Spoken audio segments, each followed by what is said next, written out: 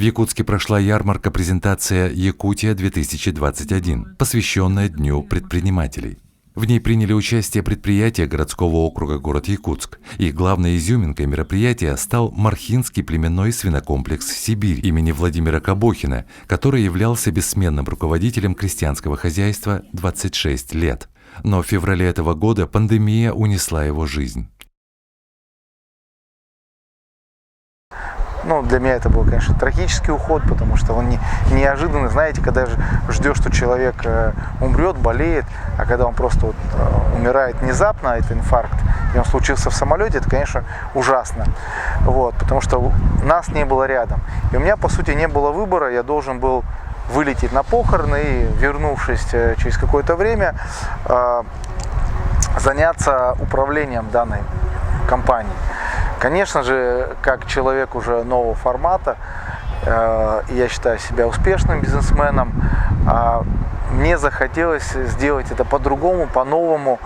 И вообще в целом я увидел, что в нашем городе есть над чем поработать, и это интересно. Я не говорю, что это плохо, просто хочется что-то изменить, не знаю, сделать какие-то яркие пятна, как сегодняшний фудтрак.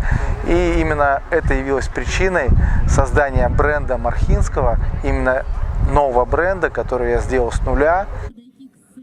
Единственное племенное хозяйство в Якутии по разведению свиней крупной белой породы, имеющий статус действительный член Национального союза свиноводов Российской Федерации, не остановилось и не впало в уныние, а наоборот. Неожиданно проявила себя на ярмарке презентации «Якутия-2021» в новом брендировании крестьянского хозяйства. Благодаря новому руководителю предприятия, зятя Владимира Кабохина, Денису Савостину.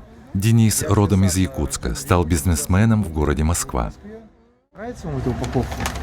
Очень нравится. А что там? Потому что даже там внутри так очень интересно упаковано. Мясо парное, да. Я в городе у нас вижу такое впервые. В принципе, заинтересовалась, купила, понравилось. На презентационной выставке «Якутия-Экспо-2021» Денис Савостин представил новый бренд «Мархинское» – мясо свое, якутское родное. Само название, оно по сути народное название, придумали сами люди. Они, конечно, кто-то назывался Мархинское, и это было большинство таких людей. Кто-то говорил там Марха. Но, в общем, это бренд, который придумали люди, потому что Владимир Филиппович, он не работал над этим. То есть ему, в принципе, не важно, для него важно было, чтобы было много поголовья было здоровое, и мясо было вкусное. А как его будут называть, не важно. Главное, что любили, ценили, покупали. Я, конечно же, хочу сделать это по-другому, потому что мы живем в современном мире, где маркетинг, он работает, и на это мы должны ориентироваться, и как раз это я все заложил в своем бренде, потому что вы обратите внимание, что в нашем стиле присутствуют наши якутские руны, то есть важно было подчеркнуть, что это именно локальный бренд, что это локальный продукт. Ну и в целом моя задача, чтобы этот бренд узнали и полюбили не только жители города Якутска, но и, в принципе, жители России. А почему нет? Вы знаете, наша жеребятина, я тоже балдею от нее, да, там, чурапчинская, она по своим вкусовым качествам, для меня она вкуснее, чем я пробовал в Казани. Или наши карасики кобяйские, но они, даже самые известные повара в Москве, они оценили это качество вкусовое рыбы, да, потому что у нас есть такие локальные очень интересные истории.